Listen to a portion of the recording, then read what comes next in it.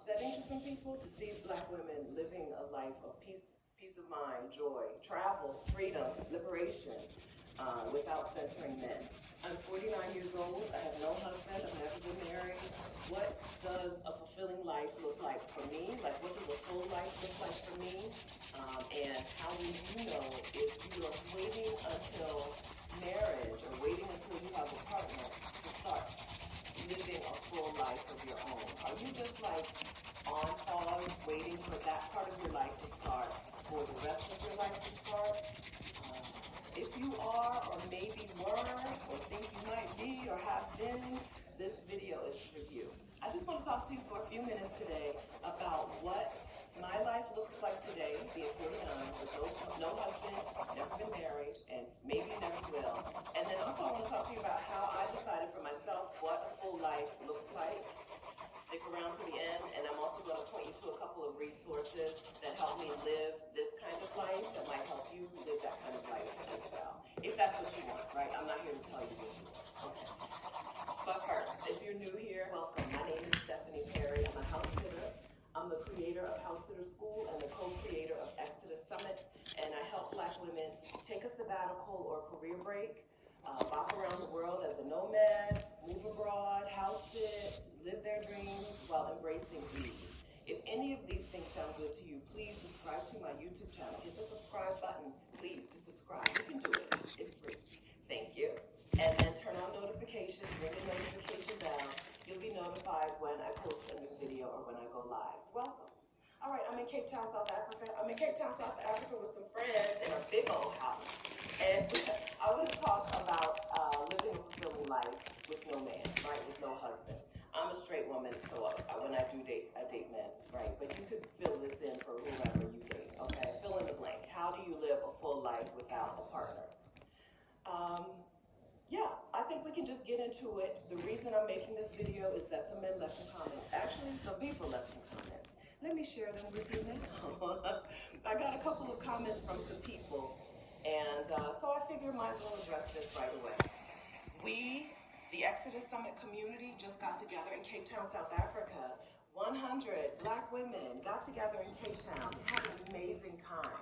I want to say an amazing week, but it was much more than a week for some of the women. Because some of them got here way before I did, and some of them will be leaving way after me and way after Rashida. So I'm not sure what time frame to put on it, but we had an amazing time together. Of course, I shared that amazing time on the internets, and some men found the post. And so let's read some comments. Let me read them for you. I have a comment from, I'll put it on the screen if I can figure out how to do that in the editing process. Says, damn, 100 Black women and no husbands, question mark. Me and my wife travel international often. I wouldn't have it any other way. Okay, that's fine for you. Some of the women in this community traveled with their husbands. My response to him was, you would not have been welcomed in this community anyway, you or your wife, because the women in this community, some of their husbands came with them. And you know what those husbands did? Fell back, put themselves in their place, and let their wives live or have an enjoyable time with other Black women without men having to be the center, without men, period, having to be the focus, without men having to get attention. If you can't stand the idea of 100 Black women getting together and having a grand old time without men being involved, without men being the focus, without men being the center, that's a you problem. It's definitely not a problem. We did not have that problem. There were husbands at the meetup, and you know what, or there were husbands in town during the meetup, and you know what they did when we were together? Something else. They did something else, okay? And not my business what they did.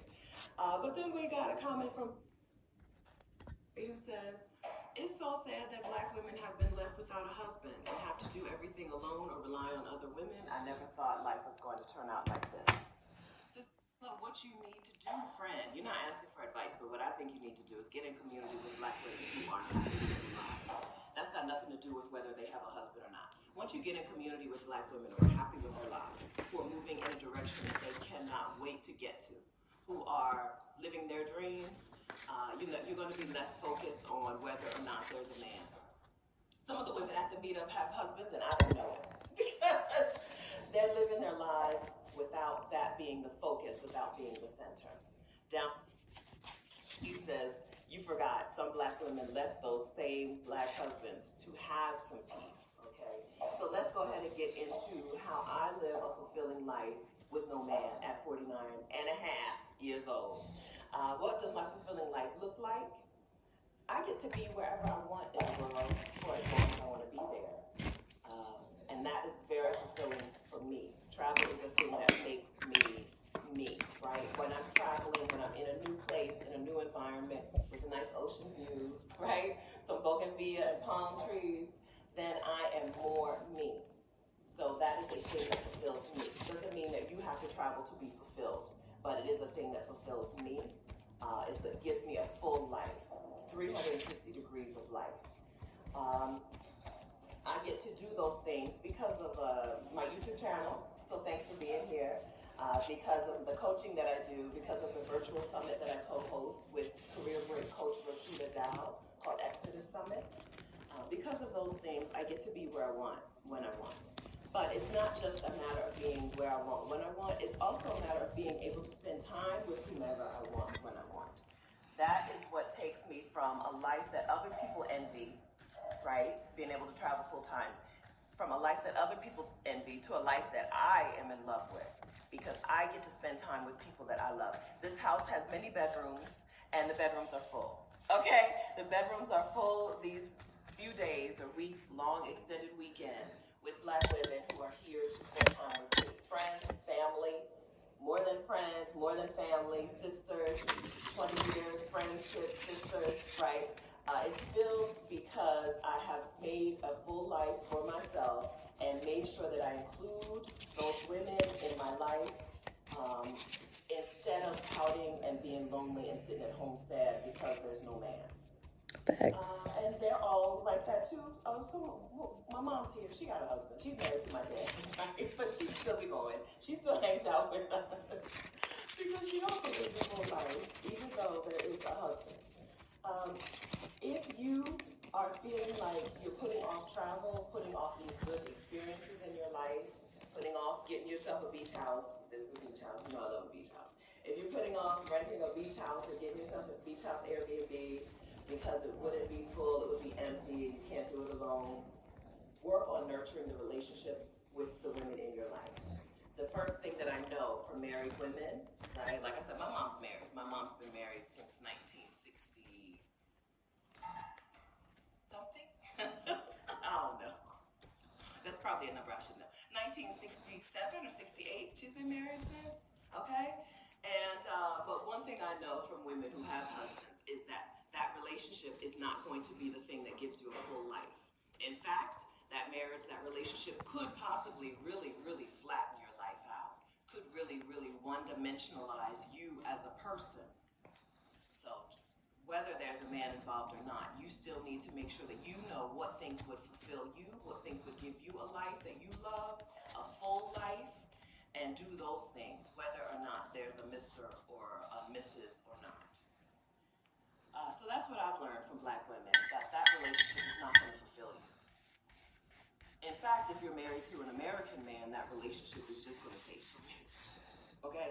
If you, maybe I should move on. I'm not a therapist. I need to say these things. I'm not a therapist. I'm not a coach. I'm not any of those things. Or a social worker. I'm none of those things. I'm just a woman who gets to talk to women for a living. And what I hear from them is that quite a few of them are living better without a spouse, a partner, a husband than they were with. So take that however you choose. Okay?